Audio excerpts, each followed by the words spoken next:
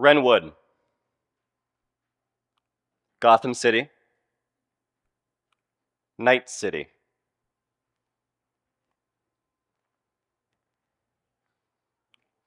the Shire,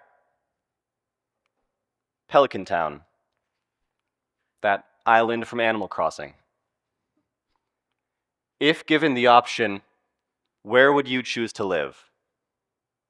The city or the country? If you care about the environment, where should you live? Good morning, my name is Jack Johnson, and I'm here today to expose a smear campaign that has held environmentalism back for over 70 years. The story begins in 1945, the end of World War II. Domestic industries have been shunted in support of the war effort. One of these industries was construction. The boys who had left for war were returning as men, ready to lead independent lives on their own, but the housing market was not ready for this influx of demand. At the same time, the second Great Migration was beginning in the American South. Black America was moving northward and westward to the cities in search of more economic opportunity. Finally, the suburbs, nope, not finally. In 1948, for them, the Supreme Court had outlawed racial discrimination in housing. Now finally, the suburbs were beginning to sprout just outside of the city, supported by the highway and automotive industries. These three factors, the GIs returning from abroad, the second Great Migration, and the creation of the suburbs, all contributed to one practice: blockbusting. Now, this was the practice in realty of inciting racial panic among white Americans, buying their houses for cheap, and then reselling them later on at exorbitant markups. In the words of one such blockbuster, "I specialize in locating blocks which I consider ripe for racial change. Then I bust them by buying properties from the white owners and selling them to Negroes. I make my money, quite a lot of it, by beating down the prices I pay the white owners, by stimulating their fear of what is to come, by selling to the eager Negroes at inflated prices, and by financing these purchases at what amounts to a very high rate of interest." But what did these realtors tell white America to get them in such a panic?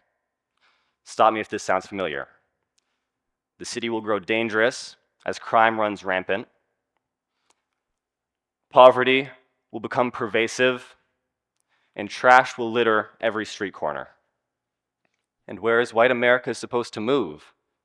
Well, I'll let you in on a secret. There's this place I heard of just outside of the city where crime is free from it, and it's plenty clean, blue skies, green lawns, fertile soil for the American dream. Now, what exactly is the problem here? The suburbs are an environmental issue unto themselves. Those green lawns exterminate local ecology and replace it with invasive species, but that's been talked to death about. It's not what I'm here today to explain.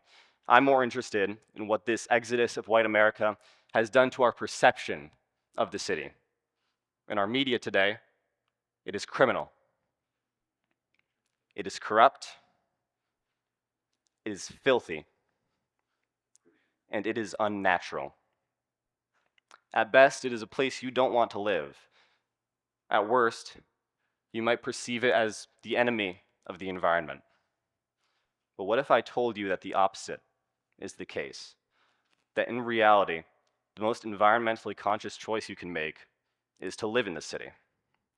Rural America accounts for 36% of our emissions, despite contributing less than 20% of our population. Rural agriculture deforests 17% more land than does infrastructure and settlement, more still if you consider only urban infrastructure and settlement. And to round it all off, rural America wastes 25% more food. The city is dense and therefore efficient. You can compact a lot of environmental devastation into a very small place and at the same time house a lot more people in that small place. Speaking of a lot of people, we think the city contributes to overpopulation when really it slows population growth, at least in developed countries. We think the city breeds poverty when really it is just more visible and oftentimes more prevalent in rural communities. Now, I won't pretend that we can change the media image of the city. It is far too pervasive in our culture to think of the city as someplace filthy, rotten, and poor and criminal. However, we do control what we think.